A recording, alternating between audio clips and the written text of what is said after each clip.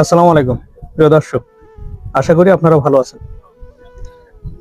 নবম পে স্কেলের হিসাব নিকাশ কর্মচারীদের জন্য পাল্টে যেতে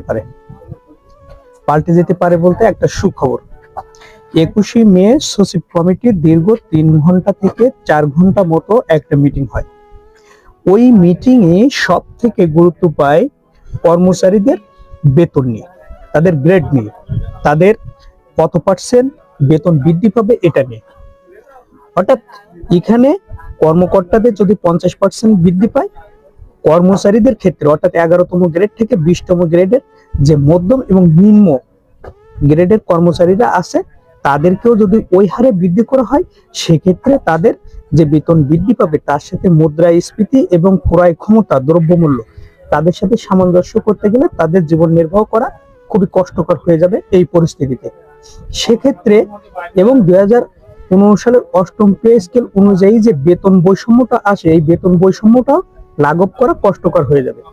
যে কারণে সচিব কমিটি সিদ্ধান্ত নিয়েছেন যে নিম্ন এবং মধ্যম শ্রেণীর যে কর্মচারী আছে তাদের বেতনের বৃদ্ধির ক্ষেত্রে অর্থাৎ মূল বেসিক বৃদ্ধির ক্ষেত্রে সিদ্ধান্ত প্রথম এবং দ্বিতীয় গ্রেডের যে অর্থাৎ প্রথম শ্রেণী এবং দ্বিতীয় শ্রেণীর গ্রেডের কর্মচারীদের ক্ষেত্রে আলাদা হওয়ার সম্ভাবনা বেশি।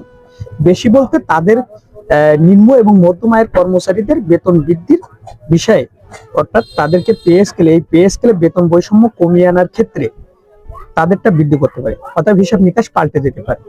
এখন যেটা হিসাব করতেছে 50% বেসিক বৃদ্ধি পাবে, এইখানে 70 থেকে 80% বৃদ্ধি পাওয়ার সম্ভাবনা বেশি। সচিব কমিটির দীর্ঘ আলোচনা সিদ্ধান্তের পরে এমন সিদ্ধান্তে উপনীত হয়েছে এবং এটাকে কিন্তু বাস্তবায়ন করতে যাচ্ছে। এবং সবার ভিতরে বলতে কিছু মানুষের ভিতরে এখনো কনফিউজ আছে যে বেতন আসলে নবম পে স্কেল কার্যকর হবে কিনা। তাদেরকে একটা বিষয় আশ্বস্ত করতে চাই, একটা বিষয় আপনারা ক্লিয়ার থাকেন, এটা ক্লিয়ার মেসেজ যে আগামী 1 জুলাই থেকে নতুন নবম পে স্কেল কার্যকর হতে যাচ্ছে, যেটা আপনি জুলাই সেপ্টেম্বর মাসে বেতনের সাথে আপনারা পেয়ে যাবেন। এখানে বিষয় হলো যে এই যে নিম্ন এবং মধ্যম শ্রেণীর বৃদ্ধির ব্যাপারে এর সাথে যোগ হবে পেনশনভোগী যারা আছে 20,000 টাকার নিচে, তাদের ক্ষেত্রেও কিন্তু একই হারে বাড়ানোর করা হয়েছে যে 20,000 টাকার নিচে যে সকল সরকারি কর্মচারীরা অবসরে গেছেন তাদের পেনশনটা বৃদ্ধির ক্ষেত্রে এমন সুপারিশ করেছেন।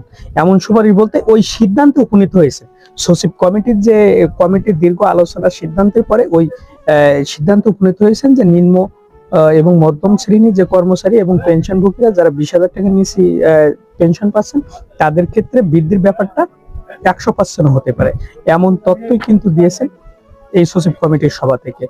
আর পে স্কেল কার্যকর হবে আগামী 1 জুলাই থেকে, এই বিষয়টা 100% ক্লিয়ার। প্রিয় দর্শক, ভালো থাকবেন এবং ভিডিওটি ভালো লাগলে অবশ্যই সাবস্ক্রাইব করবেন। আসসালামু আলাইকুম।